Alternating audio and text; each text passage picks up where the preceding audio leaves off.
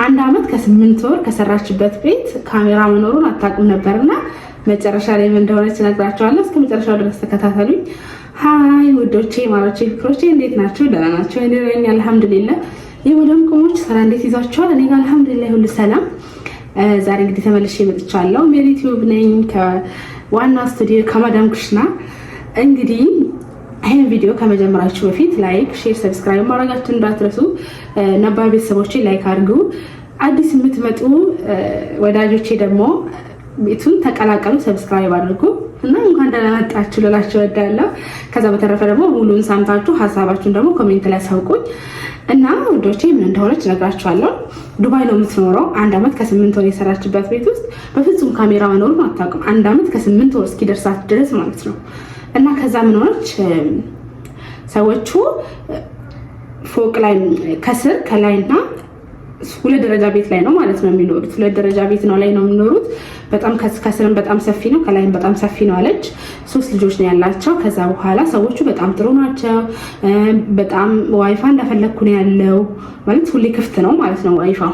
እና ስራም በጣም ብዙ ስራ አለ ግን አትጨቃጨቅም። ሴትይቷ አትቆጣም፣ አትነዛነዝም። በቃ ፍሪደም አለ። በቃ እንደዚህ እንትን ምናምን የለምና ስራው ቢበዛም ፍሪደም ስላለ እሰራዋለሁ።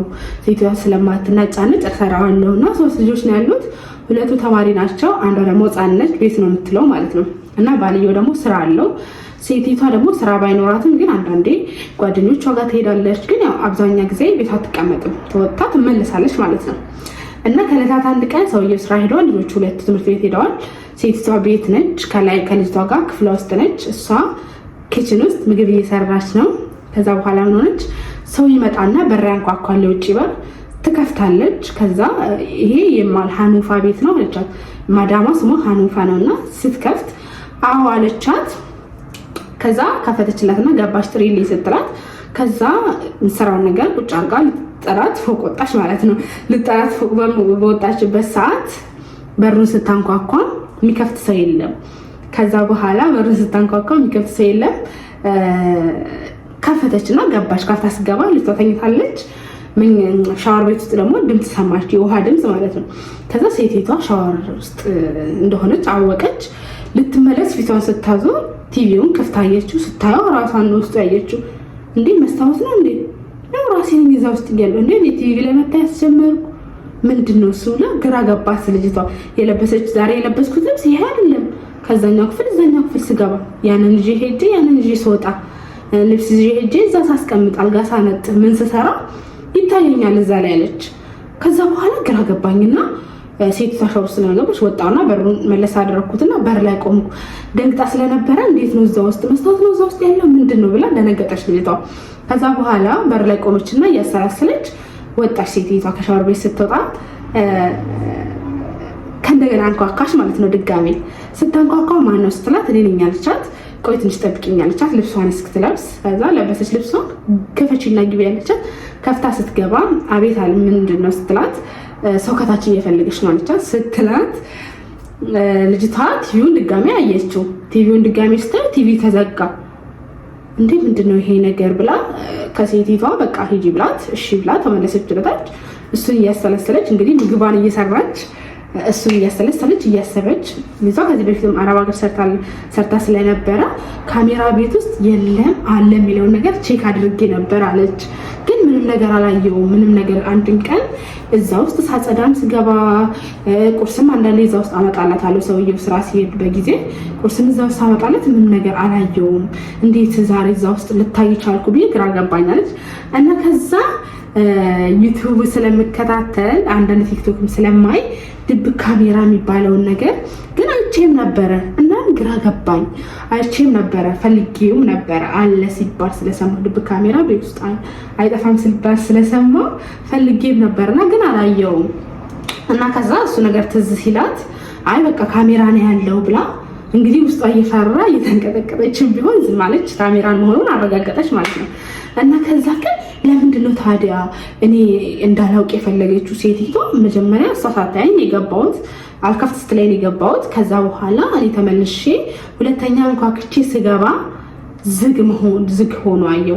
ይሄን ያህል ጥንቃቄ ያደርጋሉ ማለት ነው። እኛ ካሜራ ቤት ውስጥ እንደሌለ እንድናቅ ማለት ነው። ይሄን ያህል ጥንቃቄ የሚያደርጉት። ልጅቷ አጋጣሚ ከፍታ ባትገባና ባታይ እስከተጨረስ ድረስ ኮንትራቷን አታይም ነበር ማለት ነው፣ ካሜራ መኖርና ያለ መኖር። ከዛ እንዴት አስታውሳ ራሱ ከሻወር ቤት ውስጥ ወጣ እኔ ነኝ ስላት ቶሎ መዝጋቷ ራሱ በጣም አስገረመኛለች። እና ከዛ አልሐምዱሊላህ ልጅቷ መጥፎ አይደለችም። ወደ ኩቺናዋ ተመለሰች፣ ምግቧን ሰራች፣ ሰዎቹ መጡ በሉ። ከዛ በኋላ ግን ያው መጥፎ ነገርም አላደረገችም ልጅቷ አልሐምዱሊላህ፣ መጥፎ ነገርም አላደረኩም። እና በጣም ፈራ፣ ውስጤ በጣም ፈራ።